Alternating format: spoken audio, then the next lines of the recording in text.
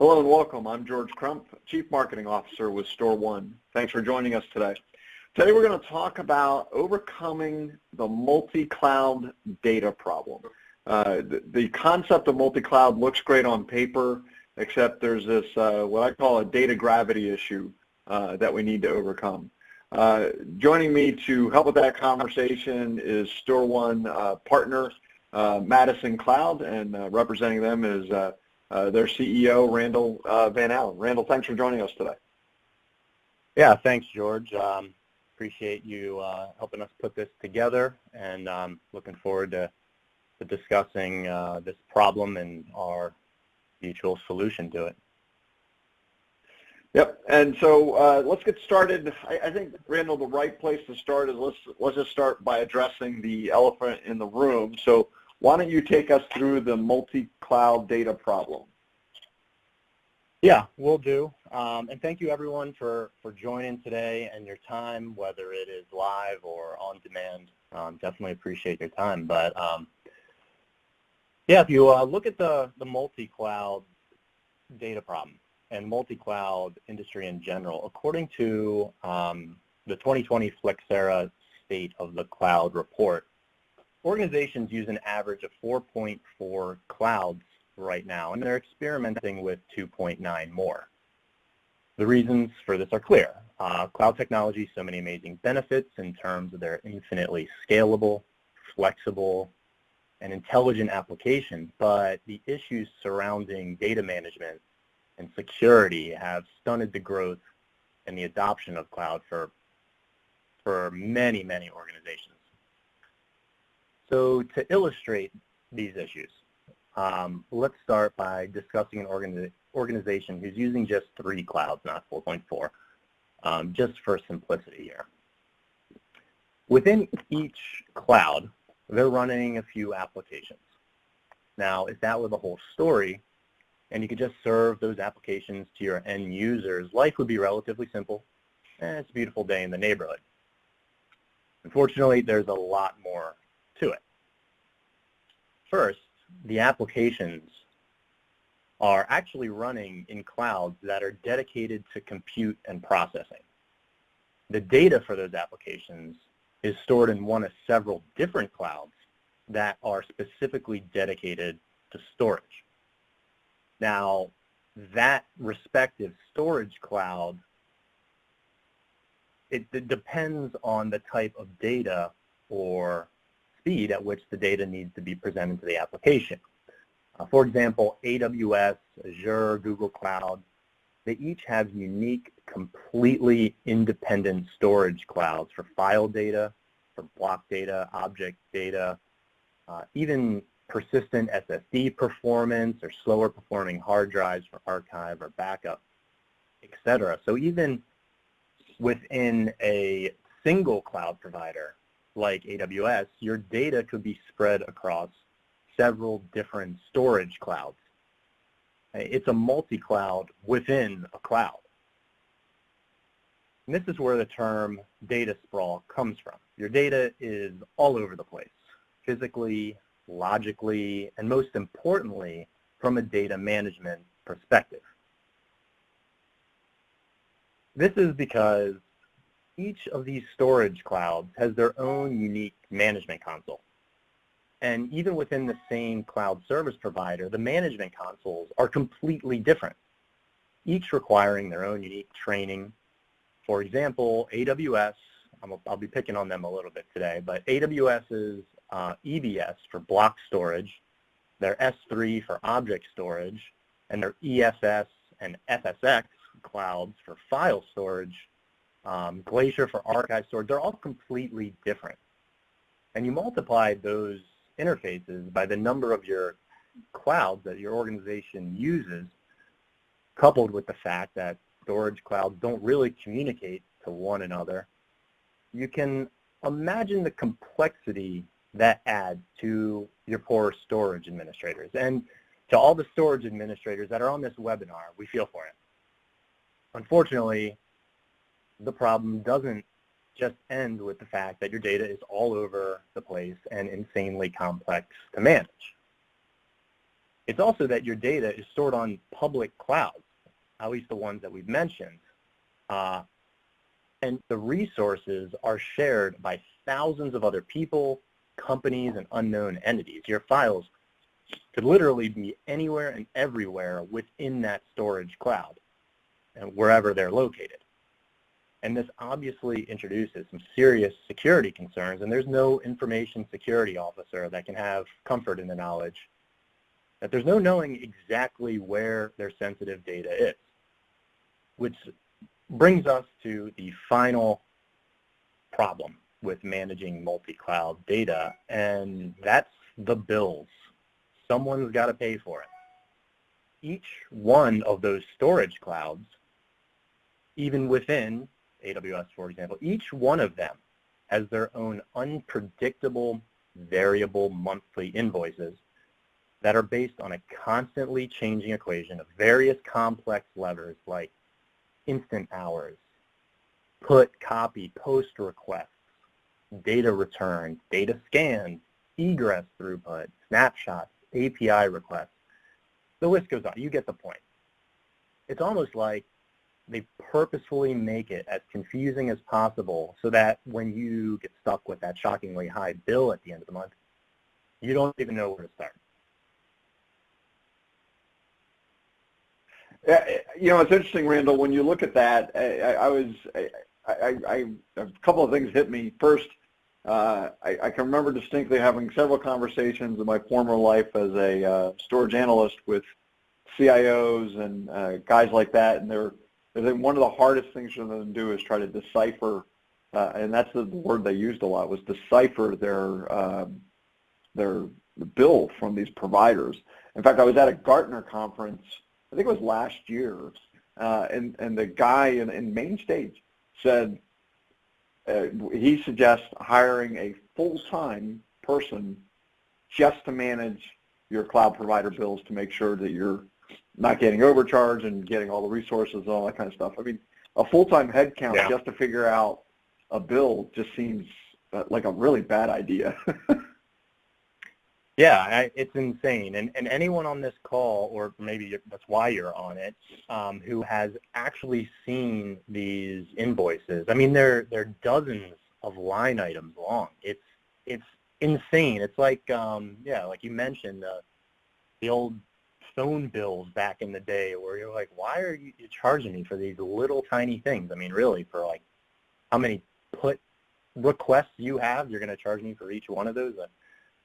Anyway, the good news. Yeah, and I think that if you look at that, the cell phone bill is a really good example, right? Because you have, it was so complex in the early days of cell phones, and now it's pretty straightforward. They just, made it unlimited, and you don't have to worry about it. You don't get nickeled and dimed to death like you used to.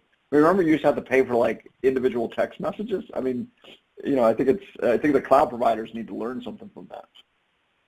I mean, how about minutes? How about the old AOL minutes? Do you remember those? You get the CD in the mail? Yeah. Oh, yeah, exactly. Yeah, absolutely. All right, so now, Randall, we're all depressed. Let's kind of talk about what the solution to this problem is. Right. So obviously, we wouldn't only talk about a problem unless there was a solution.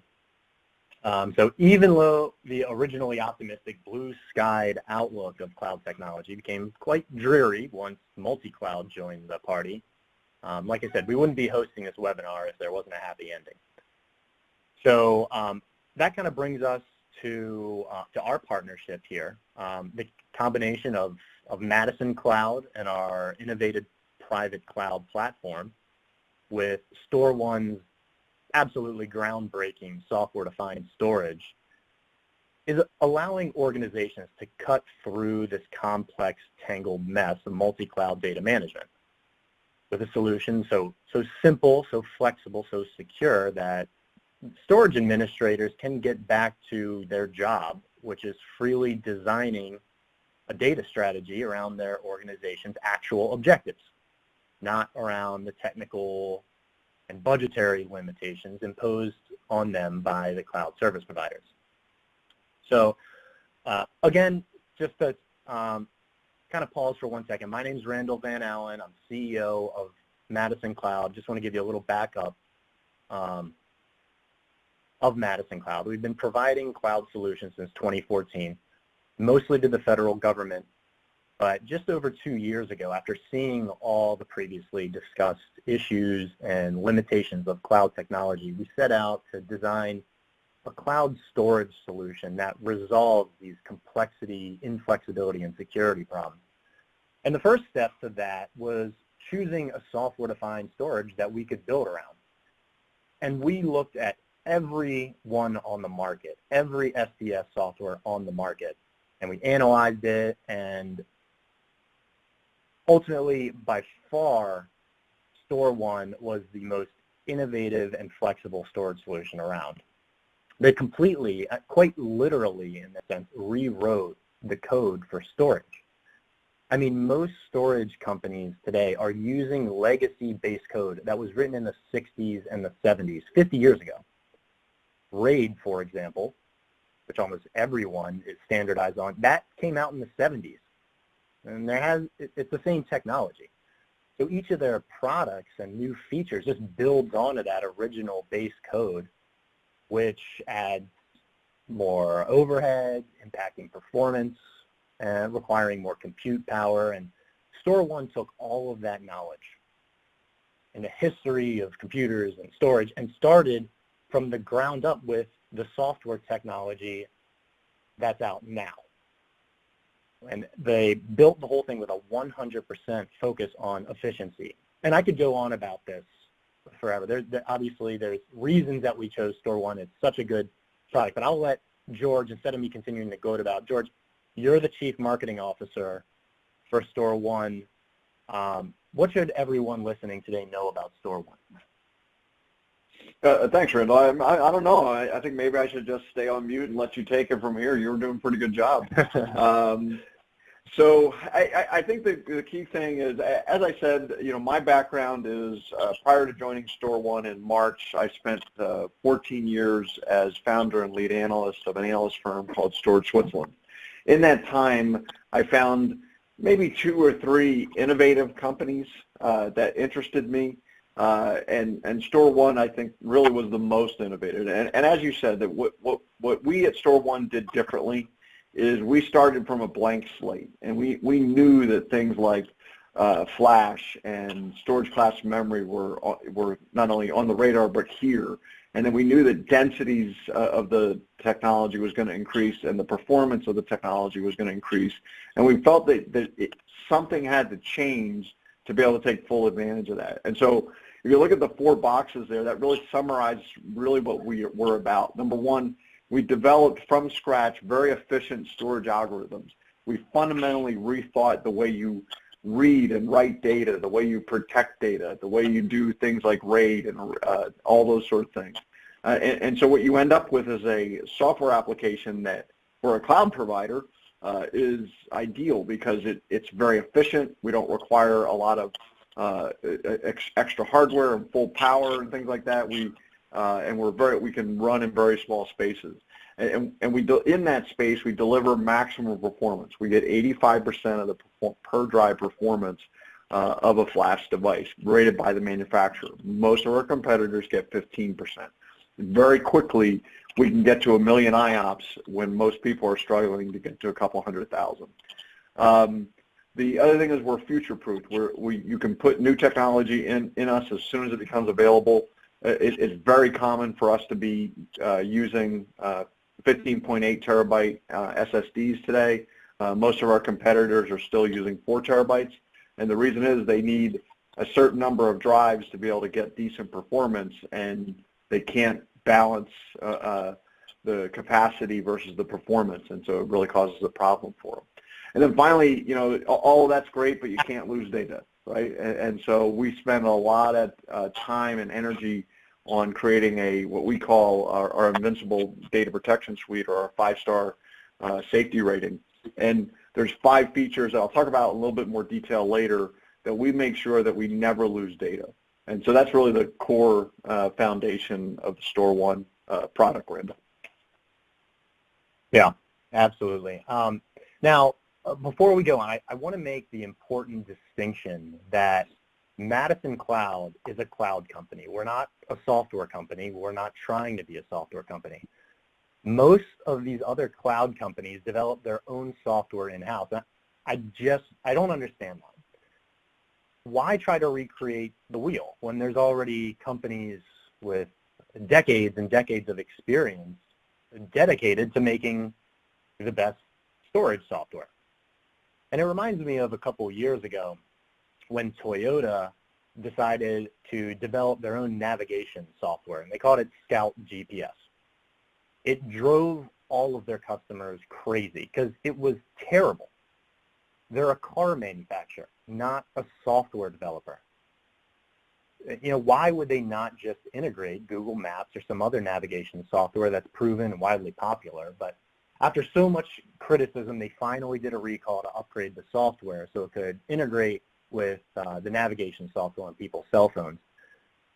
So that's my philosophy, is that we'll continue to work and improve our cloud platform, the user experience, our multi-cloud data centers and multi-cloud networking. And we know what we're good at.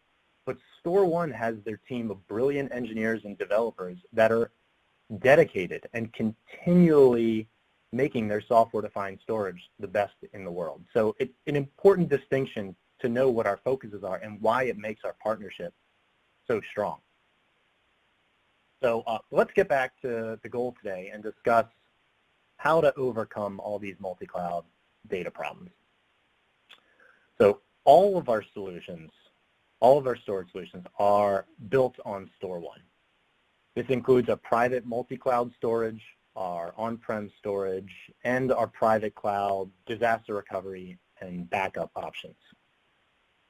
Let's start by talking about private multi-cloud storage. The first thing people need to know about private multi-cloud storage, or PMCS that I'll refer to, is that it's a private cloud. Every one of our customers has their own dedicated server or servers loaded with any combination of dedicated storage drives. There's no storage hardware is shared between customers. In addition, management networks are isolated from one another through dedicated firewalls. Our entire network design was built around security. So that dedicated server is then installed into a rack in one of our data centers and becomes your private storage cloud. So now the fun part. The direct connections are then created between your compute instances and the storage cloud, your Madison Cloud Storage Cloud, and file, block, and object types are simultaneously served from your single StorONE instance. And this is really where you'll start to see the incredible capabilities of StorONE and why we chose them, and especially as it relates to the cloud, because your private multi-cloud storage is completely customizable. Like I said, you can populate your servers with any number of cloud or any number of drives, auto-tiered for performance, connected to any number of clouds, create and serve pools of file, block, and object storage simultaneously to support your applications in multiple clouds. It's just another day in the office for the StorONE software, and it's all managed from a single management software. Now, for the DevOps and Dev Test folks on the webinar, you can access the same data set from applications in different clouds simultaneously. And you add in editable snaps, which we'll talk about in a minute, and your development capabilities just skyrocketed. So what about my on-premise data, you might ask? Well, invite them to the party. You can now seamlessly migrate data between your on-premise data centers and your newly centralized private storage cloud. And hopefully you're starting to see the amazing flexibility and potential of private multi-cloud storage. What we're doing is similar to what centralized enterprise storage did for the on-premise data center, except Now we're bringing the data storage side of the cloud equation up to speed with the compute side, which is what made cloud so attractive in the first place. So let's talk briefly about the on-premise storage. Similar to our private multi-cloud storage, the magic starts with a storage server configured to your needs, except this time we ship it to you. Now, this is the same storage software that we used for our private multi-cloud storage. So let's take a little time to dive a little deeper into what makes StorONE so special. Again, everything about StorONE is based on efficiency and utilization. Their storage algorithms were written with the goal of extracting the maximum amount of performance and capacity for a drive without requiring much processing power and memory. And that's what George was referring to earlier. So the result is up to 10 times the raw drive performance compared to their competitors. And for example, an SSD rated at 500,000 IOPS gets 475,000 IOPS, up to 475 with StorONE software, while competitors typically get less than 50,000 IOPS. Again, what George was talking earlier about the limitations with other storage providers. And similarly with StorONE, you can fill the individual drives up to almost full capacity without impacting performance, while most other storage vendors, as they cross the 50% capacity mark, it impacts the performance of the system or volume.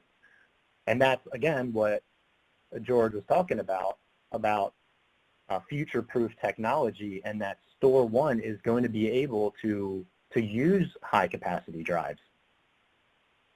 So it's a really important point because it allows you to do the same in terms of performance and capacity with much less hardware.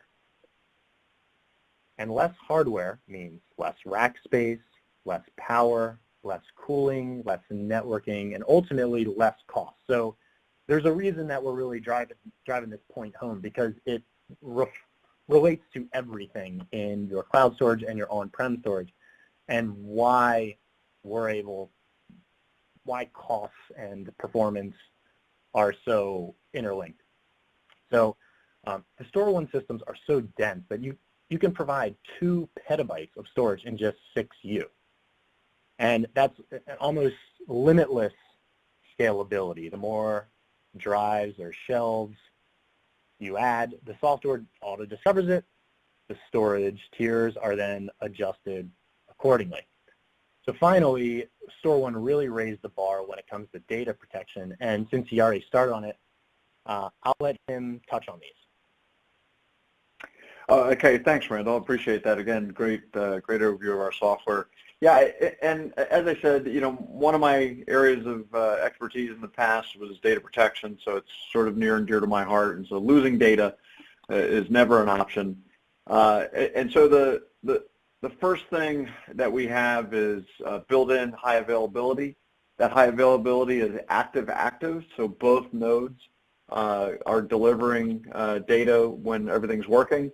I know there's some vendors out there that talk about active-passive, and then the advantage of it is in a failed state, you still get the same performance. That's kind of silly if you really think about it. That's like saying, well, you get the same mediocre performance all the time. We've solved it. That doesn't make any sense.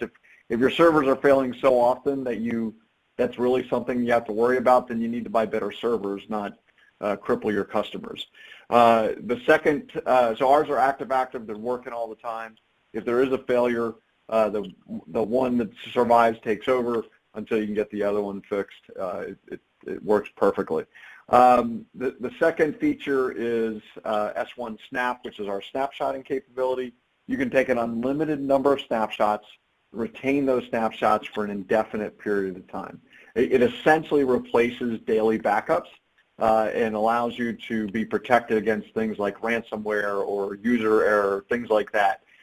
Most of our customers take a snapshot every 30 minutes and retain those snapshots for years. We have systems in our lab that have over 1 million snapshots on them.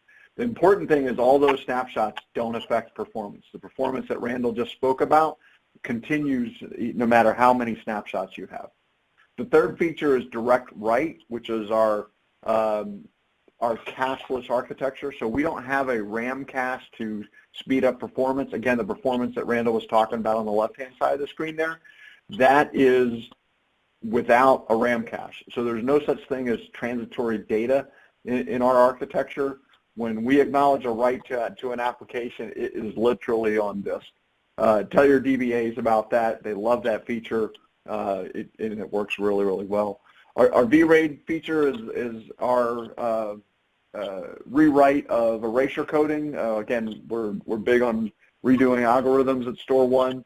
So our technology was designed to make sure we maintain performance. So once again, all those performance numbers on the left-hand side of the screen are with our VRAID active, and so we're not cheating and just doing a stripe or anything like that. You can predefine any number of drive failures that you want to have. So if you have a mission critical workload and you want to be able to survive 3 simultaneous drive failures, no problem at all. Works flawlessly.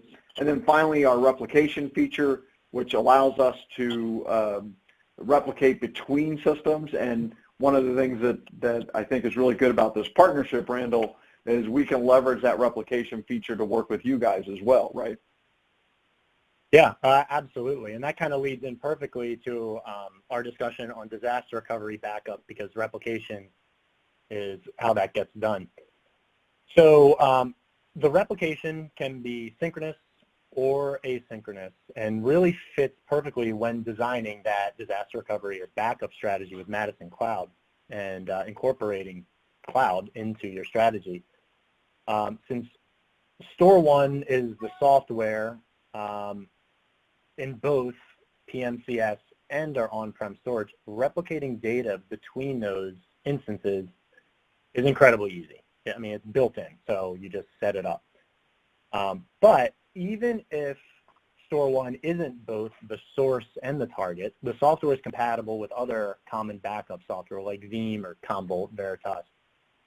So, but with the built-in strategy, you can design a comprehensive data strategy that covers your organization's entire footprint. The capability really is infinitely flexible. Your cloud data, your on-premise data, even remote locations, you can change around however you want, however your strategy is best for your organization. So all that we've covered up to this point leads us to perhaps the most powerful benefit of this solution, and that's what we call unified private storage fabric. You can now manage your entire data storage footprint in the cloud, on-premise, from a single management console. A single management console that can be on a computer, a tablet, or even a phone while you're deep sea fishing in the middle of the Caribbean. Now you may need a satellite phone, but everything is now manageable from one console. All of your different clouds, all of your different storage, all of your different locations. It's incredibly powerful stuff. So again, to the storage administrators on this call, just think about how much easier your life would be if you have complete visibility of everything going on in your organization's data footprint from your cell phone. So finally, you may be wondering yourself, Randall, this sounds great and all, but what is it going to cost us? All right, well, we thought about this pricing equation. So let's just talk about that. So you take tiered price, wait a minute. That is AWS's pricing equation for their S3 object storage and their EBS block. Yeah, that's not ours, sorry, mistake there. Our pricing is predictable fixed monthly pricing. And yes, you heard that correctly. Every month, the price is fixed. So unless you make changes to capacity or some of your networking or want to change the number of clouds you're connected to, which is super easy, it's the same. It's a fixed price. There's no surprises. It's a very straightforward bill. And I'll give you some current pricing examples. Cloud, for example. Here's a 275 terabyte private multi-cloud storage solution that has all of the enterprise features you'd expect only from an on-prem system, including unlimited snapshots, for less than $10,000 a month. Now, I must point out that right now we are running a current promotion that all setup and configuration fees for building your own private storage cloud is waived, and that's about $2,500 value. Now, for those that are more interested in on-premise, or perhaps a combination of both, a 1.24 petabyte on-premise storage system is about $13,500 a month with a 3-year term. So those, again, that are on the call that may be using an EMC or a NetApp system that not only costs them millions of dollars initially, but hundreds and hundreds of thousands of dollars in support, this is what you should be paying. This is what you're looking at. So the best part about both of these is that as you expand capacity, the price per gigabyte actually decreases. And this is because of the minimal amount of processing power and memory the StorONE software requires. You simply add more drives, and the software auto-discovers it. So that's pretty much everything in a nutshell. George, take some questions. Yeah, let's see if we've got a few in the queue here. If you do have a question for us, please feel free to type it into the questions box, and we'll go ahead and answer those for you. Let's see, we've got a few questions in already. Randall, here's the first one. It looks like this one's definitely directed at you. Where are your data centers located in relation to the main cloud service providers? Okay, that's a great question, because distance is actually one of the main contributors to latency. So you always want to make sure that your data repositories are as close to the application as possible. And actually, this is one of the primary factors when deciding where we're going to open a new data center. We're currently located in Equinix and Digital Realty data centers, and our current Equinix POP in Ashburn, Virginia, for example, for this question, is also shared by AWS, Microsoft, and Google. Another really cool fact about that specific data center is that 95% of all North America's internet traffic goes through that physical building that we're in at every given moment.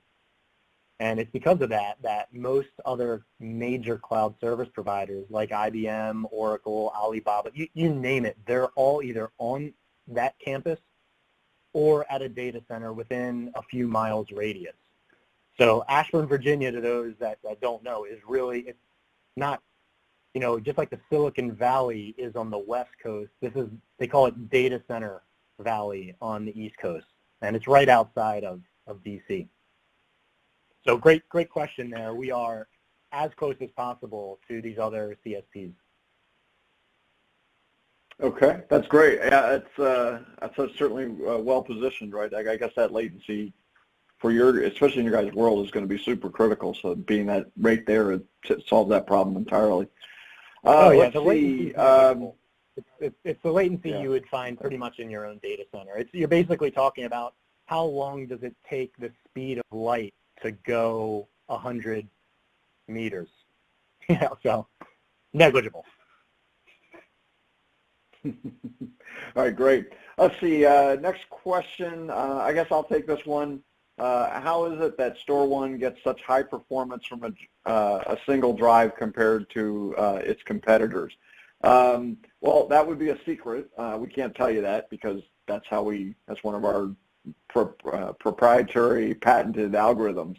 The reason we did it is, again, remember, we started with a blank slate. As Randall, I think you said in your opening, most of the storage software that's on the market today is at least a decade old. Most of it is 20 years old. And so what that means is most of these technologies were written in a time when hard disks ruled supreme, and they had plenty of latency to hide behind.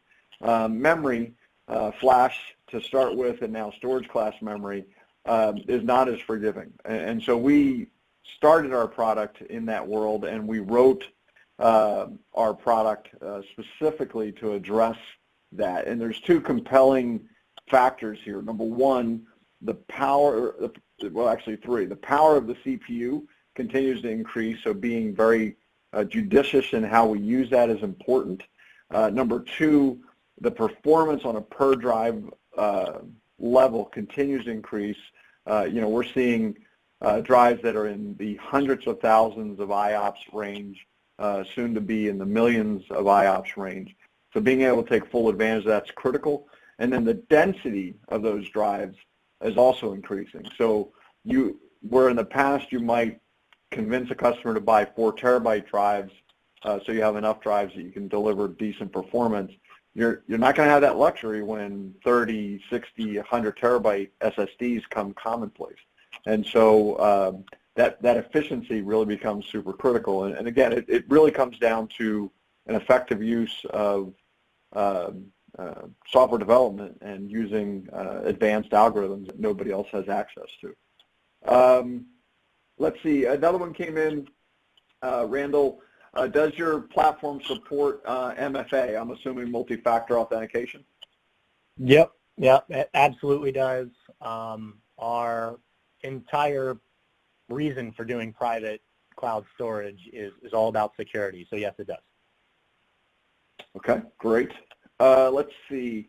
Another question for you, Randall. This guy is Mr. Negative. What if some point, I don't think anybody would ever really want to get out of your cloud, but if they did, what if some point I wanted to get out of your cloud? Do you provide an exit strategy? Yeah, actually, that's another good question. One of the main reasons for going to cloud is that you can scale up or down. So, that's a good question. So it also lends itself perfectly to the advantages of centralizing your cloud storage and the additional security that you get from a private cloud. Because all of your data is already centralized, you simply pull the data out to another cloud or an on-prem data center of your choosing. In fact, we also offer a keep your own hard drive option, so we could literally pop out all of your drives and mail them to you or hand them to you if you want to come by the data center. So from a security perspective, it doesn't get much better than that. Yeah, absolutely. Well, and you talked about the fact that each customer gets their own system, and I think that's something that you're just not going to get with a lot of the public guys. And exit out of the public cloud is much more difficult than what you just described. Let's take another. Go ahead. Yeah, you can do the thing about the public cloud is, yeah, you can pull your data out there, but you never know for sure because you don't have any control over the hardware. You don't know where it is. I mean, you could have 1 terabyte of files spread over hundreds of different hard drives. Like, there's no way to truly know if it's gone. So again, one of the benefits of private is you know exactly where your data is and how to get it out of there. Yeah, exactly. Let's see. Next question. I'll take this one. Can S1 run natively in Azure or AWS? The answer is yes. We're proceeding down that path.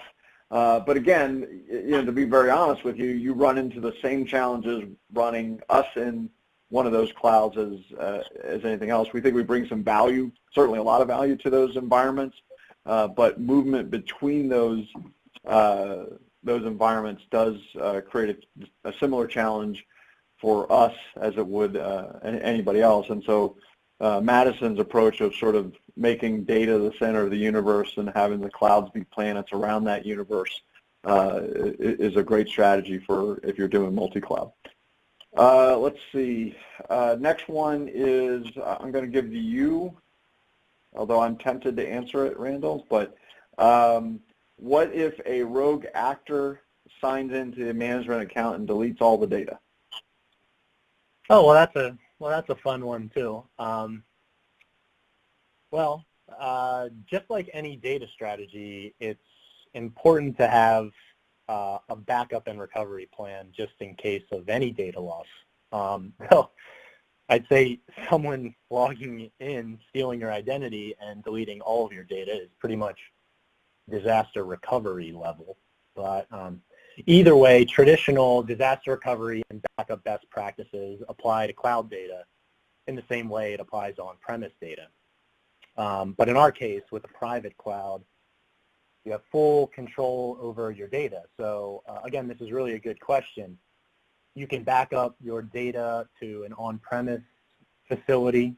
You can back up your data to another Madison Cloud data center and have an instance there that you could just have as a backup target. Or you could even back it up to a different storage cloud altogether.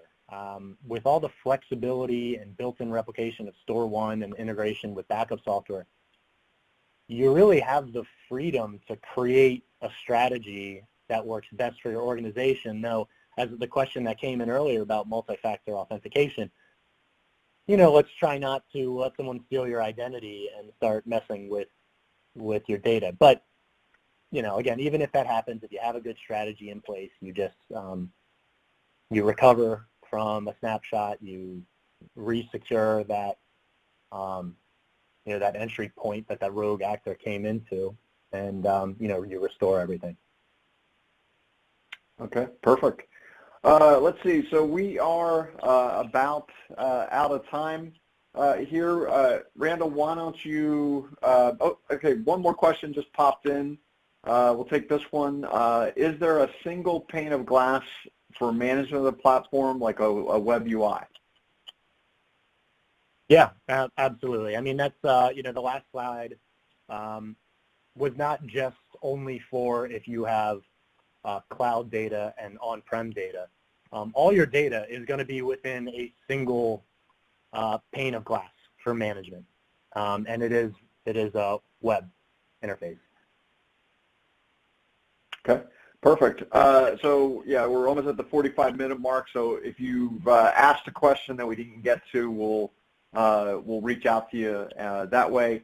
If you're listening on demand, we'll give you some contact information in a moment that you could reach out to us directly and ask any questions that you might have. But Randall, why don't you go ahead and summarize everything for us today, and we'll take us out.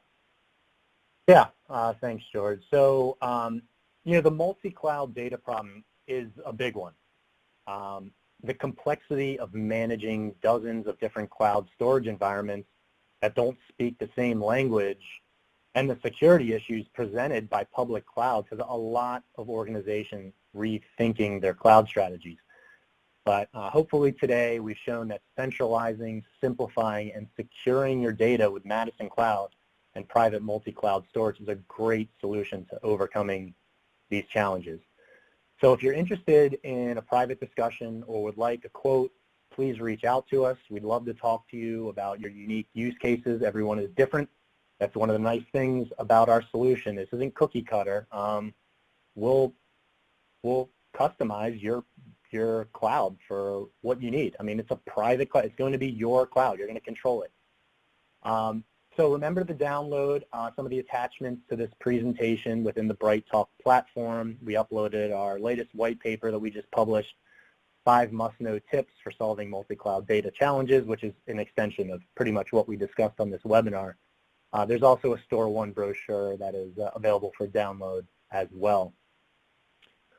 I want to sincerely thank each and every one of you for your time today. Thank you to George and the rest of the StorONE team. We are really excited about this solution and looking forward to continuing to disrupt the cloud status quo with a much better way to secure and manage cloud data. So thank you again.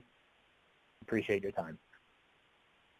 Yeah, thanks, Randall. Appreciate that. I'm really excited about this solution. I'll tell you, it's something that I run into.